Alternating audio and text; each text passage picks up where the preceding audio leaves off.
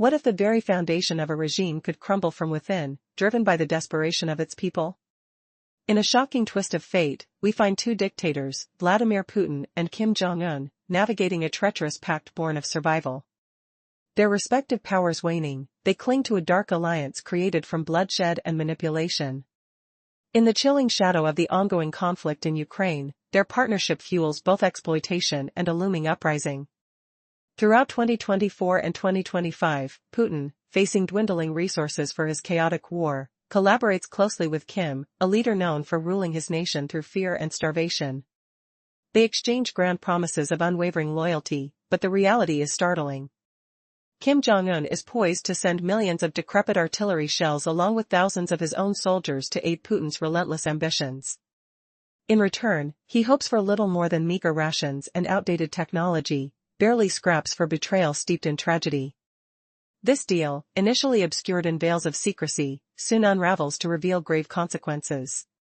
Kim's regime trades away around $9.8 billion worth of military support, yet receives a pittance of only $1.2 billion in aid. In their quest to ally against perceived threats, they not only destroy their military might but also sacrifice the futures of their own people. As the grim news of over 2,000 North Korean soldiers perishing in distant Ukraine filters through clandestine channels, the resolve of an oppressed populace starts to falter. The heavy grip of fear, long used to silence dissent, begins to shatter. This is more than just a tyrannical blunder, it's the beginning of a silent earthquake ready to redefine the most secretive regime on the planet. An awakening rebellion simmers, fueled by the haunting echoes of despair that seep into households across North Korea. While state-controlled narratives frame this collaboration as a sacred mission against imperialism, whispers surface from the war-torn corners of Ukraine and the back alleys of Russia. Here resides the truth: North Korean military personnel are conscripted for the most perilous and demeaning tasks. Deployed as expendable forces, they are stripped of their dignity, immersed in lives deemed worthless by those orchestrating the chaos. Reports from intelligence services reveal staggering death tolls among North Korean troops, lost in a land where they scarcely grasp the motives for their sacrifice, fighting for a foreign dictator's dreams of empire. Meanwhile, those not sent to the battlefield slaves toil under oppressive conditions. Human rights investigations expose a grim reality where workers' freedom is shackled, subject to ruthless labor conditions, a direct product of this unholy alliance. Families become entangled in a desperate scramble for survival. As oppression breeds resistance, parents resort to unimaginable lengths to shield their children from military bends. Corruption flourishes, with parents selling their homes to bribe officials, navigating nerve-wracking attempts to falsify medical records. Their fierce love fuels an unquenchable desire to keep their children from facing a frontline that promises only death. The economic landscape is disintegrating under the regime's madness. Hyperinflation has rendered the currency nearly worthless, pushing people to carry hand-stuffed bags, trying to procure essentials. With the official economy collapsing, the black market burgeons, becoming a rising center for not just trade, but also a breeding ground for dissent and the unspoken longing for freedom. Moreover, a cultural awakening ignites a youthful defiance is blossoming. With exposure to outside media, music, dramas, and films, the new generation begins to glimpse possibilities beyond the regime's iron grip. These narratives provide a potent antidote to the brainwashing propaganda they have endured, sparking a transformation in mindsets and aspirations. As young people, who once held blind allegiance to their leaders, adopt new expressions of identity, a potent cultural rebellion takes root. This whisper of change echoes through the cracks of an autocratic facade, threatening everything the regime has built within their tightly controlled society. The unraveling of fear within families showcases a critical breakdown of social contracts. In this climate, Kim Jong-un's pact with Putin spirals beyond their control, signaling an impending reckoning. Without the support of the military elite, who share the same struggles, loyalties may shift. Will they stand beside a failing regime or pursue a path defined by their own futures? As the tremors of rebellion grow louder, this unrelenting grip of despair issued by both leaders may soon prove futile. North Koreans, long entangled in narratives of misery, are starting to voice a singular phrase that resonates from every corner: enough is enough. In this plea lies potential chaos, a tipping point for not just one regime but both, as the cries for freedom rise against the oppressive darkness of their shared devastation. Earlier we saw a society bound by oppression, fear, and propaganda, as secret reports of over 2,000 North Korean soldiers dying on Ukraine's frozen fields began to erode the people's patience, turning a simple bad deal into something far more dangerous. What happens when two despots, desperate for survival, barter human lives like cheap cargo, sending tens of thousands of teenage soldiers and forced laborers across frozen borders, only to ignite a hidden rebellion that could shatter the iron walls of the most isolated regime on earth? A silent, unstoppable earthquake started deep within the Hermit Kingdom. The tremor spread through every village, cracking the facade of absolute control.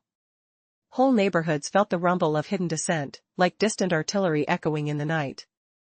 The price of the doomed pact grew bloodstained. In the Kursk trenches, North Korean laborers toiled under rusted barbed wire, their sweat mixing with the bitter smell of oil and cold earth. Back home, a dangerous fire of rebellion flickered in every kitchen, as families whispered about the carnage abroad. State broadcasters painted the cooperation as a holy fight against imperialism. Yet muffled voices from Ukraine's cursed oblast and from remote Russian factories told a darker tale. The narrative cracked when a governor's confession slipped, exposing the reality. North Korean military engineers were dispatched to the deadliest stretch of the Ukrainian border, digging trenches and clearing mines. They were not welcomed as allies, they were treated as expendable tools. Their helmets clanking like warning bells in the wind. A shocking report from South Korea's National Intelligence Service, shared with Western partners and leaked to Asian media, listed the grim figures. More than 2,000 North Korean soldiers had already fallen on foreign soil, dying for a war they barely understood. The exploitation did not end at the front. Russian defense plants turned into modern slave yards, where tens of thousands of North Korean workers labored under flickering lights. Their passports vanished, confiscated like broken chains. Shifts stretched 12 to 16 hours, with barely a breath of rest. 90% of their wages vanished into Pyongyang's coffers, leaving them as nameless hands feeding the war machine. How long can a regime survive when its own people are sold for a tenth of their value, and the very soil they step on begins to revolt? The answer trembles in the smoke of factories, in the cold wind that carries the scent of fear, and in the eyes of soldiers who question the orders whispered in their ears. If the army and security elite feel the same hunger, will they join the silent chorus of dissent, or will the cracks widen into an open explosion? The future hangs on a single, shattering decision. Amid the clamor of war, a sinister bond is forging between two tyrants, as desperation drives them into each other's arms. On one side stands Vladimir Putin, whose military might dwindles in a war against Ukraine. On the other, Kim Jong-un, suffocating under the weight of sanctions while grappling with internal famine. United in their struggle, these dictators share not just words of solidarity but a nefarious pact, cementing their bond through blood and exploitation. From late 2024 to 2025, they exchanged vows of loyalty, pledging to support one another's crumbling regimes. Yet this partnership masked a horrifying arrangement. North Korea would send troops and munitions, including outdated artillery shells and the youth of its nation, while in return, Kim's regime would receive mere scraps, fuel, food, and obsolete military technology. Reports reveal this exchanged $9.8 billion worth of arms for a paltry $1.2 billion in resources, a grotesque betrayal of his people's future.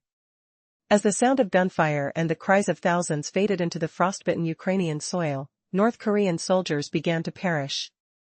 Over 2,000 lives were sacrificed in a foreign land, fighting for ideals they did not understand, while their home country spiraled into chaos. This betrayal gnawed at the edges of North Korean society, where the creeping scent of rebellion began to suffuse the air. Currently, a quiet uprising simmers, echoing through the halls of power. The oppressive regime, once held fast by fear, is now becoming vulnerable. Parents are risking everything.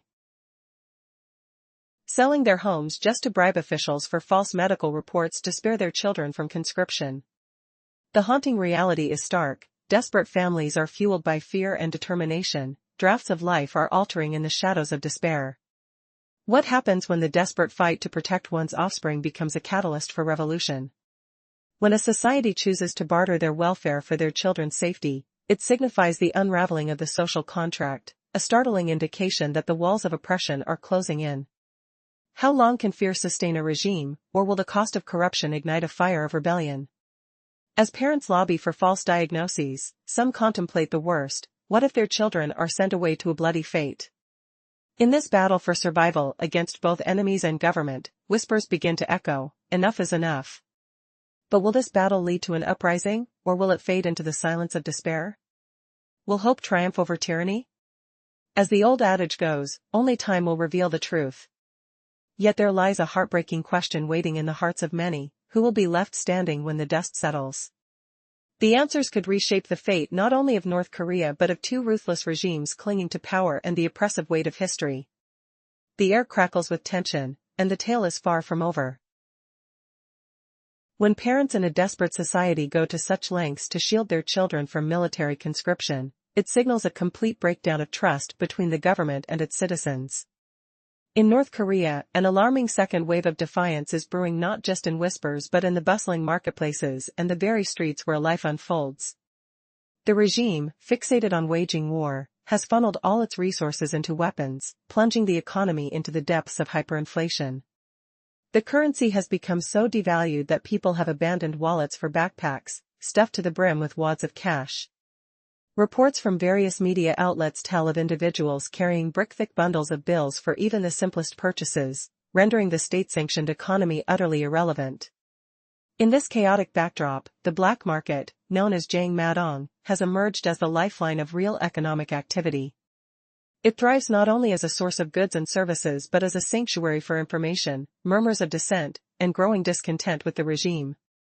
A far more sinister uprising is brewing within the psyches of the youth.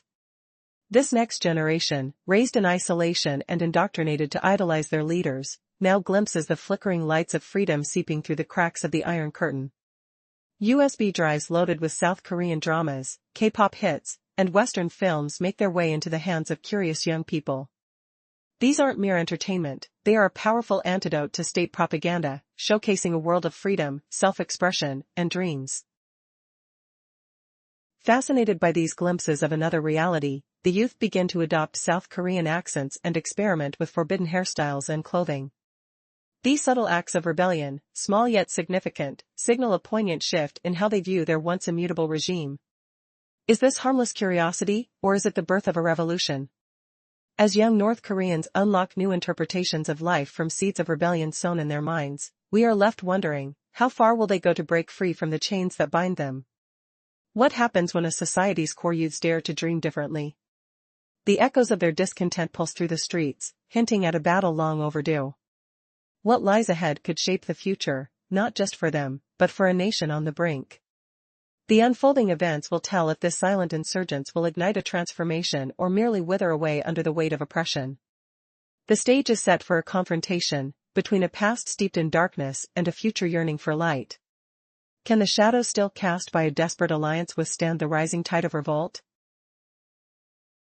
The question that haunts every listener: what does a tyrant sacrifice when his own empire becomes a coffin for a dead soldier? In a dimly lit bunker, the echo of distant artillery mixes with the bitter taste of fear-soaked coffee. Vladimir's dwindling war chest sputters, while Kim clutches rusted shells, trading them for a sliver of grain and gasoline.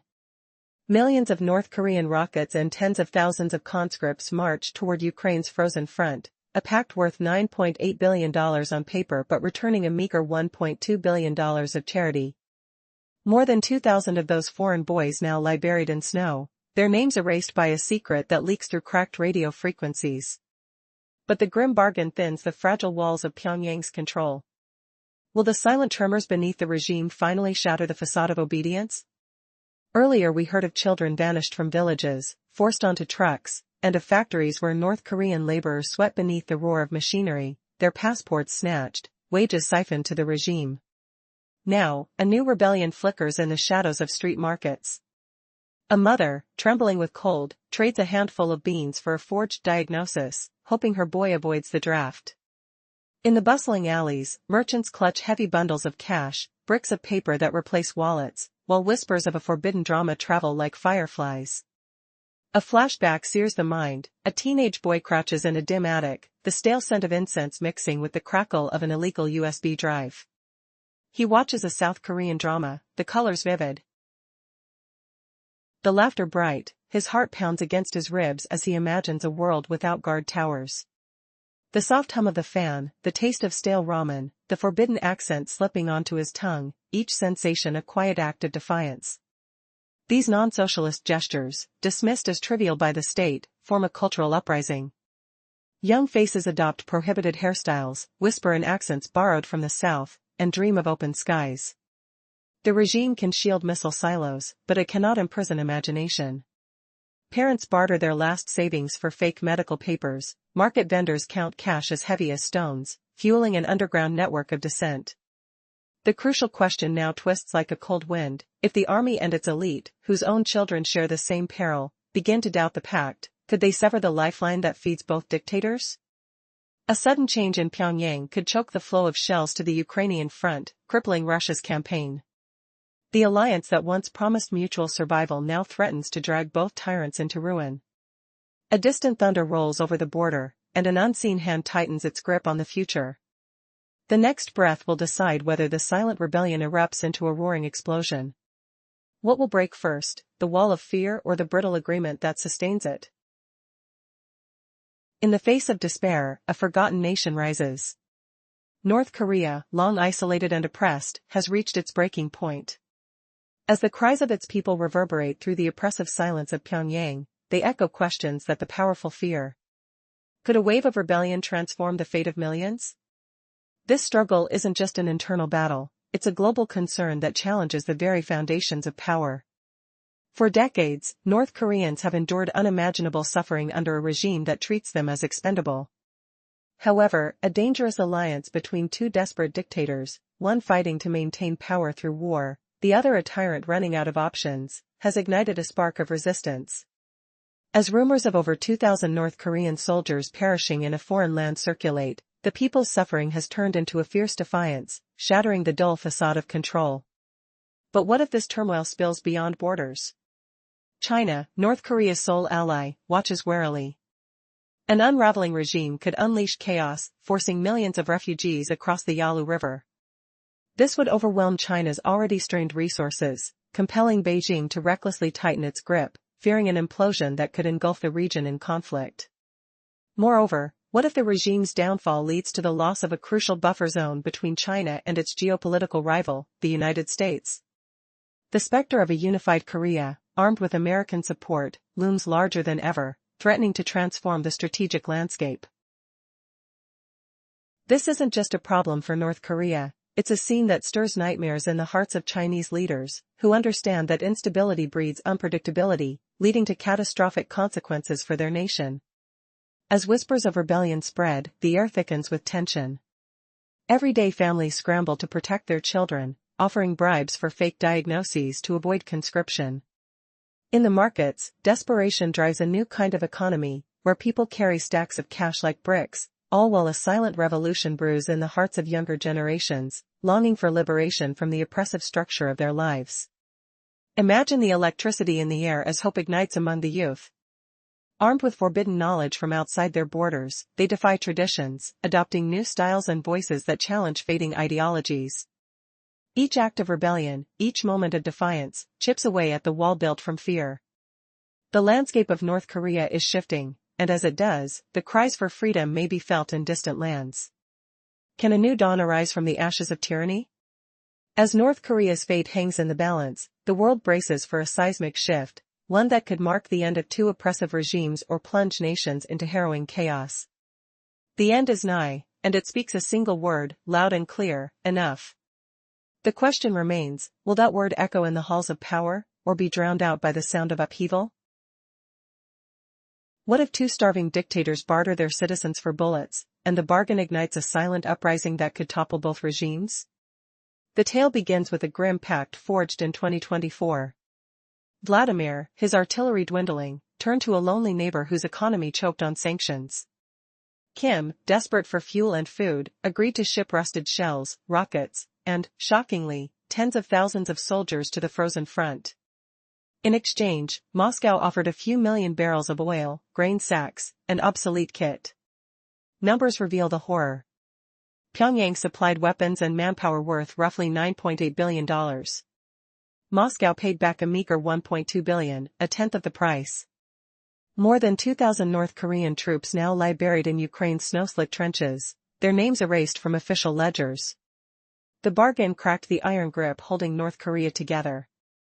Whispers traveled through hidden radio waves, telling families that their sons were dying for a war they never chose.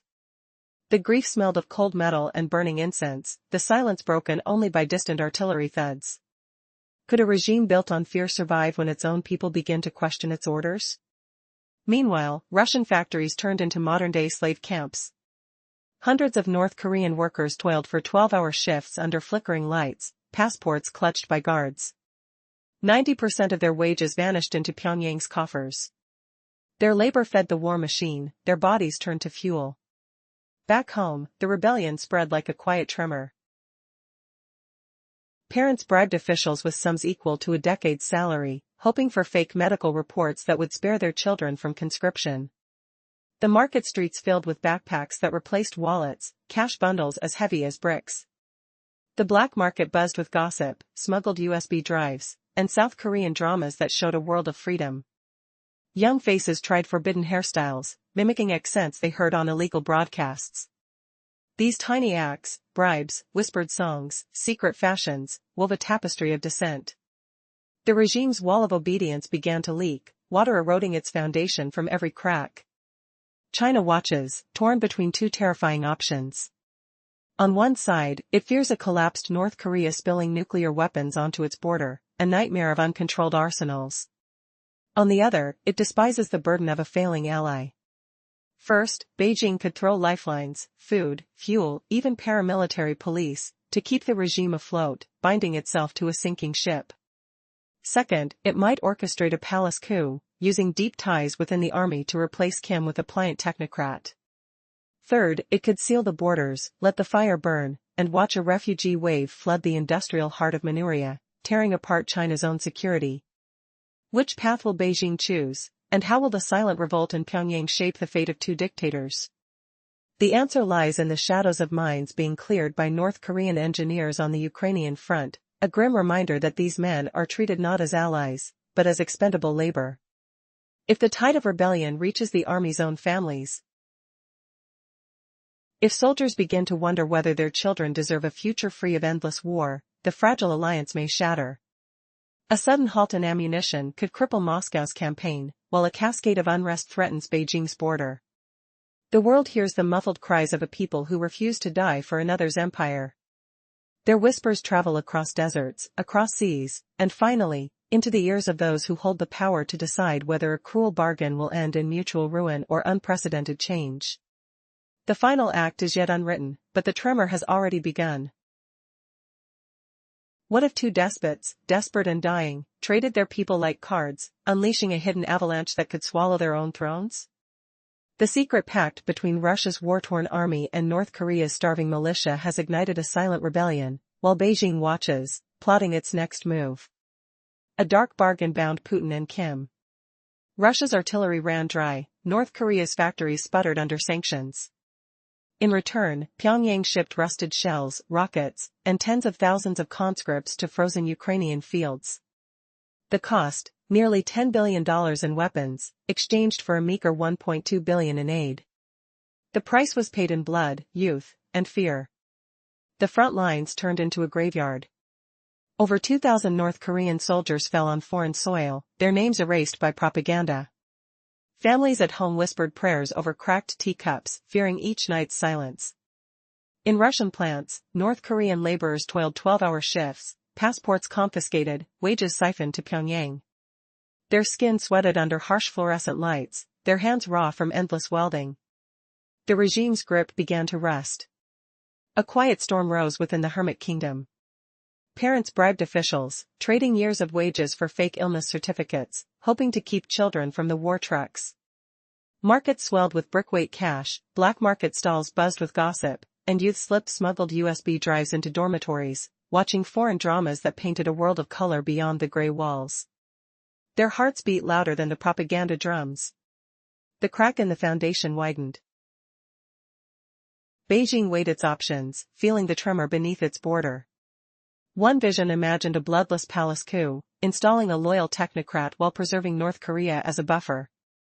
Another, harsher plan, called for sealing the frontier and watching the nation ignite, risking an uncontrollable nuclear flare. Each scenario carried a hidden cost, a gamble that could reshape the entire region. The alliance's fate now hangs on trembling hands. If the North Korean regime collapses, Russian artillery streams could dry up, crippling the war in Ukraine.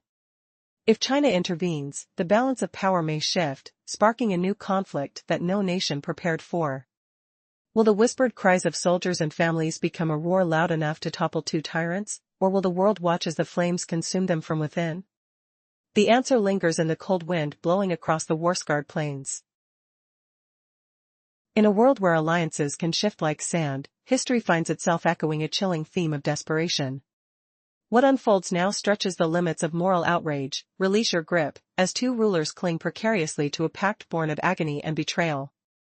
Vladimir Putin faces the dwindling resources of his war machine in Ukraine, while Kim Jong-un clinging to power seeks survival at any cost. A clandestine partnership emerges, promising destruction and silent suffering. Beneath grand proclamations of unity lies a dark and twisted arrangement. North Korea, under Kim's iron fist, offers millions of corrosive artillery shells, rockets, and tragically, its own youth. Tens of thousands of North Korean soldiers are sent to the Ukrainian front lines, their fates sealed by a dictator's greed. In exchange, Kim receives a mere fraction of what he gives, scraps of international aid, hollow transactions that expose the depth of his betrayal. What happens when an entire nation's spirit is used as bargaining chips? Reports signal an alarming truth: over 2,000 North Korean soldiers lie dead, their lives snuffed out for conflicts they didn't choose. Rising alongside this tide of despair is a growing discontent. The cracks in North Korea's walls begin to widen, their foundations laid in decades of oppression, fear, and painful silence. This silence is broken by the murmurs of families devastated by loss, the desperate fights of parents trying to shield their children from an unyielding military draft. As the economic fabric unravels, struggling families barter homes and dreams. Desperate to bribe officials for a reprieve, any excuse to keep their children home. Can you imagine a parent being driven to such lengths? Meanwhile, the ghost of hyperinflation looms, rendering the North Korean won worthless. Stacks of cash like bricks clutter the streets, currency stripped of value as the black market thrives, swirling with discontent and whispered truths. The indoctrinated youth of North Korea stand at the precipice of rebellion. Inspired by forbidden films and music that depict freedom, they subtly challenge the regime's dictates. As they adopt new styles and attitudes, they're not just changing their appearance, they're igniting a cultural insurrection. Now, could such a silent uprising unseat a regime built on fear? Slowly, the old walls of fear weaken under the weight of disillusion. Families guarding their futures, merchants braving the black market, and youths challenging authority breathe life into a dangerous movement. But wait, what happens when that quiet revolution meets the expectations of a world watching from the sidelines? Geopolitical tremors arise. With the North Korean regime rattled, how will the giants like China react? As the balance of power shifts, questions loom large. What might follow if instability erupts in this nuclear-armed nation? What lies ahead could reshape the region: civil unrest, shifts in alliances, or an abrupt end to a regime that dares to oppress. The consequences of Kim's dangerous partnership with Putin extend far beyond their borders, echoing in varied corridors of power. A future fought for speaks of a unified Korea, but at what cost? What if the pursuit of dreams leads to revolutionary skies unleashed, ripping apart the fabric of oppression? With each step taken amid the chaos, a pivotal change is brewing. The liberation of a people directly linked to an international game of power. Will the cries of desperation evolve into a triumphant chorus? Or will they be silenced once more by the might of oppression? What began in the distance of Ukraine now shakes the very core of these two regimes. The question remains, can a revolution develop that will redefine not just a nation, but the world's landscape altogether? As we stand on the precipice of this unfolding saga, a startling question lingers in the air: is it possible for a people long shackled by tyranny to find the strength to break free? The answer may just determine the collapse of regimes, the rise of new powers, and the rebirth of a nation longing for freedom.